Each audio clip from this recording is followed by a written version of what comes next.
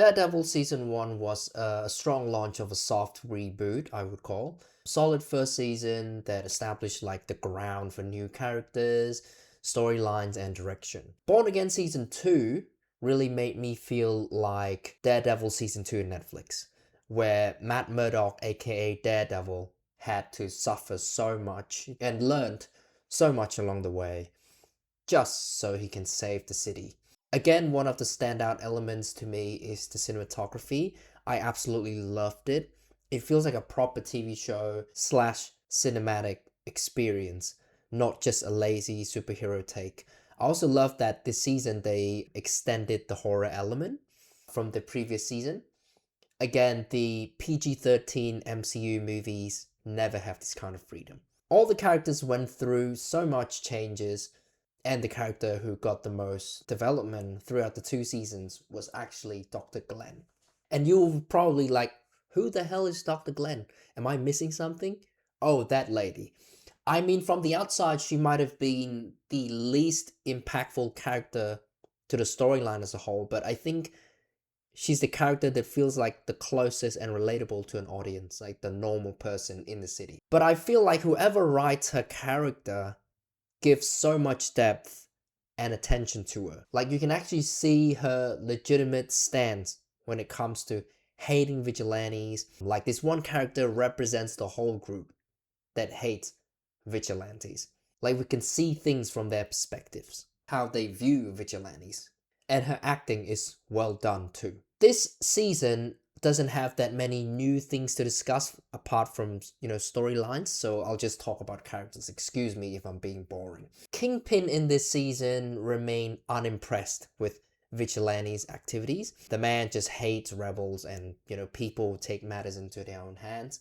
But along the way, he also showed so much hypocrisy. Like, okay, you hate people who do not obey the laws and use their physical actions to solve problems. But you yourself have done so much illegal activity that corrupt the city and feed on the underground muscles. And he sometimes used physical violence as well to, satisfies his own rage. And that is the reason why Daredevil come after you. And the idea of the vigilante won't die. And other characters that devote their loyalty to Fisk also reflects real people in high rankings in society. Like some people who are really close to Fisk really actually believe in the idea of him being the savior of New York. They actually put their lives on the line to save him.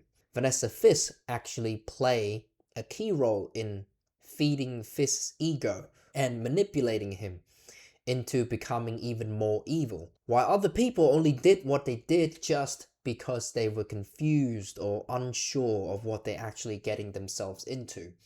And they only did those horrible things because they got family and loved ones to protect. Now onto some negative parts of the show, which is not that much, but it feels worthy to point out anyways. Like I mentioned in the previous review of season 1, the problem of rushing things a little bit still carries on to this season. The love story, the problem solving, and escalation of storylines. Like the weakest element of Born Again is how Daredevil or his firm never actually solves problem in the court in the smartest ways, like they usually did in the Netflix version.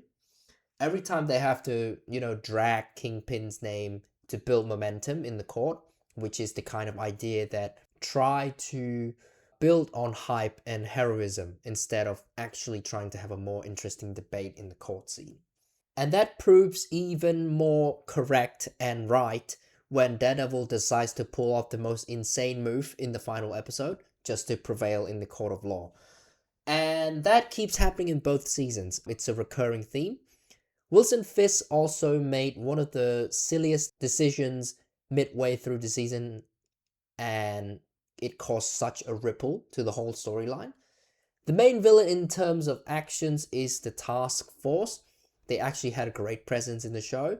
Like whenever they show up, you can feel something bad is going to happen. The final episode is completely nuts. They put everything in there. I can't tell you much. You just have to witness it yourself. And again, we have Radiohead song in the finale. I'm telling you, whoever is in charge of soundtrack in this show is 100% a Radiohead fan. You can't tell me otherwise. So I'm gonna give this show, Daredevil Born Again Season 2 an 8 out of 10. Everything is great, an upgrade from the first season, but the final episode is too crazy for my liking. And I'll see you in the next one. Goodbye.